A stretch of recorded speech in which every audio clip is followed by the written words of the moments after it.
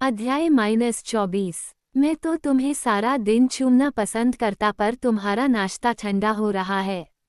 वह मेरे होठों के पास आकर बोला, ओह ये तो फिर से तैयार है, खाओ। मैंने उसकी वासना से भरी निगाहों के तले उसांस भरी और अपनी आईवी को संभालते हुए उठकर बैठ गई। उसने मेरे सामने मेरा नाश्ता सजा दिया।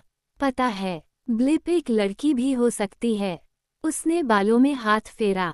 ओह दो औरतें। उसके चेहरे पर भय के साए लहरा गए। सत्यानाश, क्या तुम बेटी नहीं चाहते? नहीं ऐसा नहीं, बस उसे स्वस्थ होना चाहिए। खाओ। उसने बात बदलते हुए कहा, मैं खा रही हूँ, मैं खा रही हूँ। ग्रे, आज उसकी आंखों के कोने में चिंता की लकीरें हैं। वह अभी इस खबर से उबर नहीं पाया। उसने आराम कुर्सी पर बैठकर अखबार ले लिया। मैं नाश्ता करती रही और वो मुझे अखबार पढ़कर सुनाता रहा। इस बात से कोई अंतर नहीं पड़ता था कि मैं क्या सुन रही थी। मुझे उसकी आवाज़ सुनना अच्छा लग रहा था। बेशक सभी सुरक्षित हैं और मैं अपने पति के पास हूँ। इससे बड़ा सुकून और क्या होगा। मैं समझती हूँ कि बच्चे को लेकर उसके मन में डर है, पर इतना डर क्यों है? मैं उससे इस बारे में और बात करना चाहती थी ताकि उसका डर कुछ कम हो जाए। हो सकता है कि उस औरत ने इसके दिमाग में कुछ और भर दिया हो। उसे ग्रेस व कैरिक के रूप में इतने अच्छे माँ बाप मिले हैं, फिर समझ नहीं आता कि वो इतना डरा क्यों हुआ है। मैं कुछ और बात करना ही चाहती थी कि कमरे में क्लार्क जासूस ने कदम रखा। मेरे पति ने उसका खास स्वागत नहीं किया पर उसे तो अपना काम करना ही था। क्रिस्टियन ने उसे यह कहकर टालना चाहा कि मुझे आराम करना चाहिए, पर उसका कहना था कि वह जितनी जल्दी रूटीन की पूछताछ कर लेगा बात खत्म हो जाएगी। मैंने करीब आधे घंटे में उस दिन की सारी कार्रवाई सुना दी और इस दौरान मेरे पति के चेहरे पर गुस्से और बेबसी के मिले जुले भाव आते रहे। क्रिस्टियन ने जानना चाहा कि हाइड की जमानत किसने दी थी, परंतु जासूस ने नहीं बताया। उसके जाने के बाद डॉक्टर आए और मुझे देखने के बाद घर जाने की इजाज़त दे दी।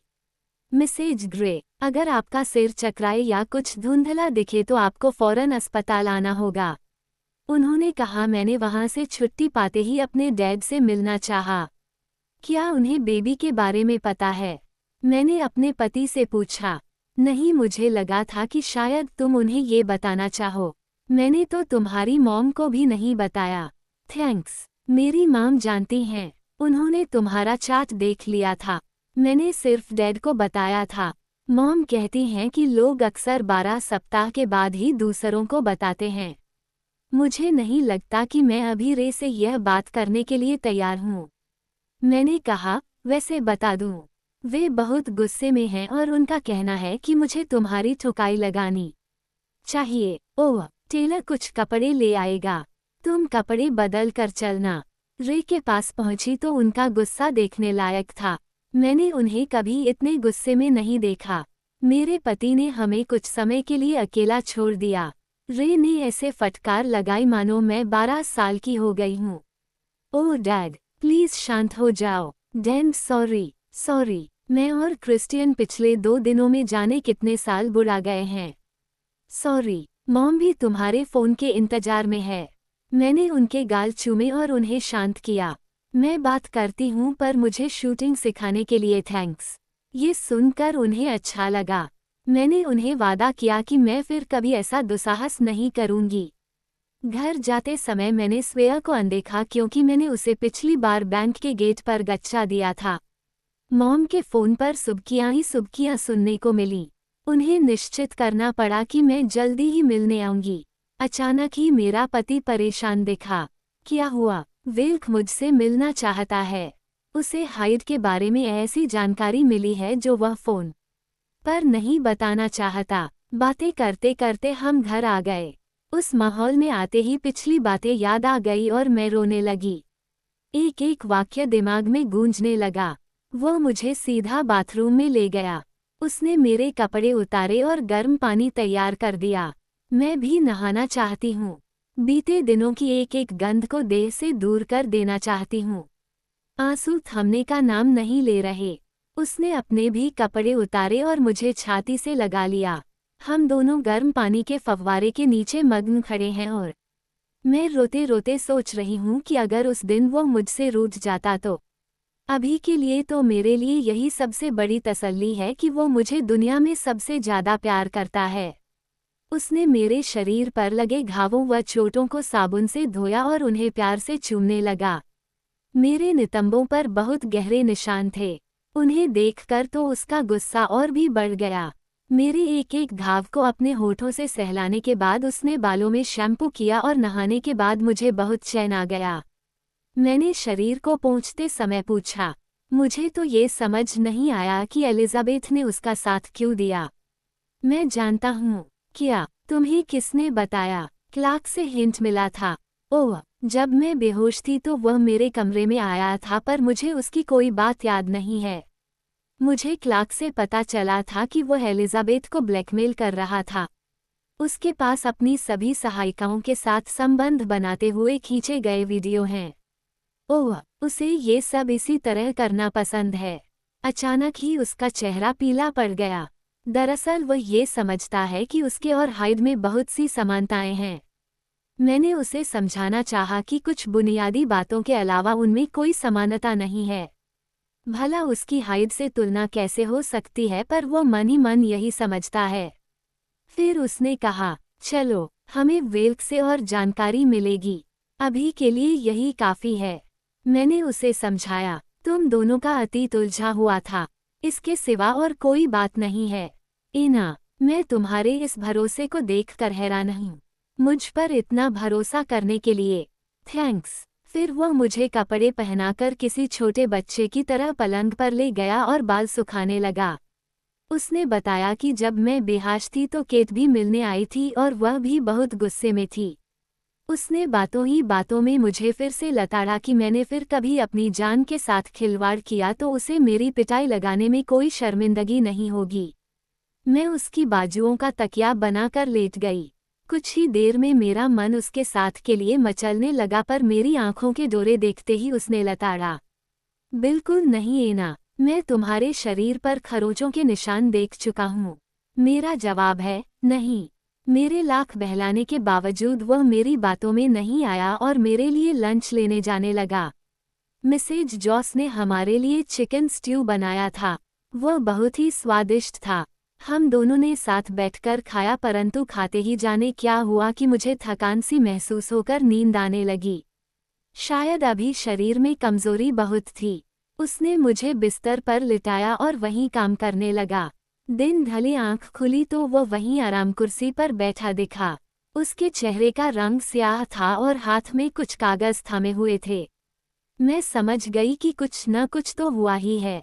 उसने कहा, अभी वेल्क आकर गया है। उसने कहा कि मैं उस कमीने से संबंध रखता था। क्या हाइड तुम्हारा रिश्तेदार था? नहीं, ऐसा नहीं था। पहले तुम मेरे पास आओ। मैंने उसे अपने पास बिस्तर में बुलाया। वह जूते और जुराबें उतार कर आ गया। मैं कुछ समझी नहीं। अब आराम से बताओ। जब मैं अपनी मरी मॉम के साथ पाया गया तो ग्रेस के गोद लेने से पहले मुझे मिशिगन स्टेट की देखरेख में रखा गया था। मैं एक बालगृह में रहता था, पर मैं उस समय को याद नहीं कर सकता। तुम वहाँ कितने समय रहे? शायद 2 माह। कुछ कह नहीं सकते? क्या मॉम डैड से पूछा? नहीं। शायद वे कुछ बता सकें। उसने मुझे 2 तस्वीरें दिखाई। मैंने लैंप जला लिया ताकि उन्हें देखा जा सके। एक तस्वीर में पुराना सा घर दिखाया गया था और दूसरी तस्वीर में एक परिवार था। एक माँ बाप ने बच्ची को गोद में ले रखा था। 2 12 के करीब उम्र के लड़के थे और एक छोटा सा तांबई बालों वाला लड़का दिखा। ये तो क्रिस्टियन है। मैंने उसे पहचान लिया। हाँ, मैं ही हूँ। वह बोला, वेल्क इन्हें लाया। हाँ, मुझे तो इनके बारे में कुछ याद नहीं था। मुझे मॉम और डैड का साथ तो याद है, पर यह नहीं याद कि कभी मैं फॉस्टर माता पिता के साथ भी रहा था। ओह, मेरा पति अपनी ही जिंदगी की पहेली में किस कदर उलझ गया था। तस्वीर वाला एक लड़का जैक था, जो अपने चेहरे की कड़वाहट के पीछे अपने भावों को छिपाने की कोशिश में था। जब जैक ने या के लिए मुझे फ़ोन किया था तो यही कहा था कि अगर हालात कुछ और होते तो वह ग्रे की जगह होता। कमीना कहीं का। क्या तुम्हें लगता है कि हाइड ने ये सब इसलिए किया क्योंकि ग्रे ने उसकी बजाय तुम्हें गोद लिया था? कौन जाने। मैं उसकी परवाह नहीं करता। शायद जब मैं इंटरव्यू के लिए गई तो वह जानता था कि हम एक दूसरे से मिल रहे थे। तभी उसने मुझे फुसलाने की योजना भी बनाई। मुझे नहीं लगता। वैसे हम उसकी कार्रवाई जानने के लिए देख सकते हैं कि उसने ये सब कब से किया होगा। बानी के पास सारी तारीखें हैं।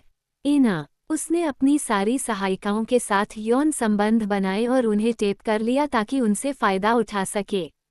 मैंने याद किया कि कैसे ऑफिस में मुझे बार बार लगता था कि वह सही आदमी नहीं था। मेरे पति का कहना सही है। मैं अपनी सुरक्षा की परवाह नहीं करती। ओह, मैं उसके साथ न्यूयॉर्क जाना चाहती थी। अगर मेरे पति ने चाल न चली तो शायद मेरा भी कोई टेप तैयार होता। ये सोचकर ही रूह कांप गई। ओह शिट, हम दोनों एक ही थैली के चट्टे बट्टे हैं। नहीं क्रिस्टियन, तुम उसके जैसे नहीं हो। तुम्हें अपने मॉम डैड से बात करने जाना चाहिए। हम उन्हें बुला लेते हैं। नहीं, हम जा सकते हैं। तुम कार में नहीं जा सकोगी। नहीं, मैं जा सकती हूँ। तुम्हें आराम करना चाहिए। वैसे आज शनिवार है। वे कहीं गए होंगे। उन्हें फ़ोन करो। मैंने कड़ाई से कहा। शाम के 7 बज रहे थे। डैड, इना ठीक है। हम घर आ गए हैं। वेल का भी गया है। उसने मेरा और डेटायट के फॉस्टर होम का कोई संबंध खोजा है। मुझे तो कुछ याद नहीं है। हाँ, अच्छा आप आगे आ जाओ। उसने फ़ोन रख दिया। गुड, मैं कपड़े बदल लेती हूँ। तुम कहीं नहीं जाओगी। अच्छा, मैंने उसे प्यार से सहलाया। उसने कुछ ही क्षण पहले मुझे अपने जीवन के सबसे अंधेरे कोने को दिखाने की हिम्मत दिखाई है। जब हम बड़े कमरे में आए तो ग्रेस ने मुझे गले से लगा लिया। इना डार्लिंग, मेरे दो बच्चों की जान बचा ली। तुम्हें कैसे धन्यवाद दूं? मैं शर्मा गई। कैरिक ने भी मेरा माथा चूम लिया। तभी इया आगे आ गई। मुझे उन गधों से बचाने के लिए बहुत बहुत मेहरबानी। ओह, इया संभल कर उसे दर्द हो रहा है। Oh sorry. उद्धरण चिन्ह। वो बहुत प्यारी दिख रही है। मैं भी आरामदेह कपड़ों में हूँ। इया ने आगे जाकर भाई के कमर में हाथ डाल दिया। क्रिस्टियन ने तस्वीर को माँ के हाथों में दे दिया। उन्होंने झट से अपने बेटे को पहचान लिया। कैरिक उन्हें संभालने आगे आ गए। तभी टेला आ गया। ग्रे, मिस कावना, उनके भाई और आपके भाई आ रहे हैं। Thanks Taylor. क्रिस्टियन हैरान रह गया। इया बोली, ये वेलकम होम पार्टी है। मैंने उन्हें बुलाया है। हम एक साथ खाना खाएंगे। इया, मेरी मदद करो। मैं उसे रसोई में ले गई और मेरा पति अपने माँ बाप को स्टडी में ले गया। केट का गुस्सा देखने वाला था। तू अपने आप को समझती क्या है? केट प्लीज, सारे मुझे यही लेक्चर दे रहे हैं। उसने एक ही पल में मुझे अपनी बाहों में ले लिया। क्या तेरे पास अक्ल नहीं है? स्टील, पता है मुझे तेरी कितनी चिंता हो रही थी। उसी आंखों से आंसू बहने लगे। केट, रोना बंद कर, मैं भी रो दूंगी। उसने कहा, चल एक बात बताती हूँ। हमने अगली मई में शादी की डेट रख ली है। तू ही मेरी सखी बनेगी। ओह शिट, मुझे तो अभी यह भी नहीं पता कि ब्लिप कब आने वाला है। शायद मई में ही आएगा। केट तो कुछ नहीं जानती। मैंने उसे बधाई देकर बांह से घेरा। तभी एलियट ने मुझे शैंपेन थमा दी। मेरा पति स्याह चेहरा लिए अपने माँ बाप के साथ बाहर आया। केट, उसने केट को औपचारिक अभिवादन किया। केट ने वही जवाब दिया। पति ने मुझे शैंपेन के लिए घूरा पर ग्रेस ने बचाव किया और कहा कि थोड़े सिप ले सकती हूँ। वे सब प्यार से एक साथ जा बैठे। कैरिक मेरे साथ रसोई में थे। मैंने पास जाकर पूछा कि क्या हुआ। वह बुरी तरह से दहल गया है। वह अपनी पिछली जिंदगी की बहुत सी बातें याद रखे हुए हैं। मेरे हिसाब से उसे याद नहीं होनी चाहिए थी। अच्छा लगा कि उसने हमें फ़ोन किया। उसने बताया कि तुमने ऐसा करने को कहा था। वह केवल तुम्हारी बात सुनता है।